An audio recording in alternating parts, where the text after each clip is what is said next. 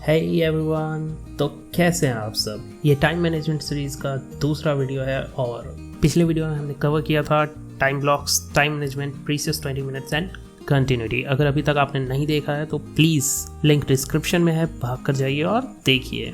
और आज की वीडियो का पहला टॉपिक है नोटिस डिस्ट्रैक्शंस। वीडियो शुरू करने से पहले चैनल को ज़रूर सब्सक्राइब कर लीजिए और हमारे साथ बने रहिए वीडियो में।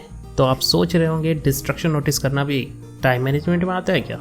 बिल्कुल भाई, बिल्कुल टाइम मैनेजमेंट में ही आता है। सीधी सी बात है, टाइम ख़राब करने वाले डिस्ट्रैक्शंस को आप नोटिस ही नहीं करोगे तो आपको क्या लगता है आप अपने टाइम का प्रॉपर यूटिलाइजेशन कर पाओगे? बिल्कुल नहीं। अब मैं आपको डिस्ट्रैक्शंस के बारे में बताना शुरू करूं उससे पहले आपको ये बता दूं कि आपसे बेहतर आपकी ज़िंदगी को कोई नहीं समझता, इसलिए अपने डिस्ट्रैक्शंस को खुद नोटिस करें। और जो कुछ कॉमन डिस्ट्रैक्शंस हैं जो मुझे बताने चाहिए उसमें से सबसे पहला है स्मार्टफोन। देख स्मार्टफोन छोड़ने बोलेगा मैं वीडियो छोड़ के चला जाऊंगा, बता रहा हूँ। अरे नहीं भाई, सुन लो पहले। तो ये बात तो सच है कि स्मार्टफोन एक बहुत बड़ा डिस्ट्रैक्शन है, लेकिन साथ ही ये बात भी सच है कि हम अब स्मार्टफोन छोड़ नहीं सकते। तो क्या करें?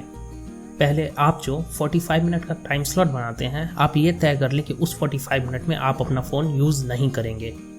अगर आपका काम ही फ़ोन से हो रहा है तो भी आप टास्क रिलेटेड काम ही करेंगे उन 45 मिनट्स में, लेकिन दूसरा कोई काम जैसे व्हाट्सएप खोल लेना, इंस्टाग्राम खोल लेना, ऐसा कुछ नहीं करेंगे।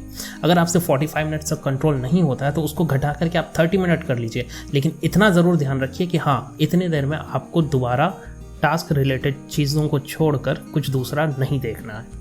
अब जो दूसरे टाइप का डिस्ट्रैक्शन है वो इस तरह का है जो लोगों से जनरेट होता है। जैसे आप काम कर रहे हैं और आपका दोस्त आ जाएगा, चलो भाई घूम के आते हैं। कोई आपको कहने आ जाएगा, चलो खाना खाते हैं। या फिर कोई थर्ड पर्सन ही आ जाए कुछ रिलेवेंट बात करने के लिए। तो इस केस में क्या करें? सबसे पहले आप अपने पढ़ने के लिए या काम करने के लिए जो भी जगह चुनें वो एक पीसफुल प्लेस होना चाहिए।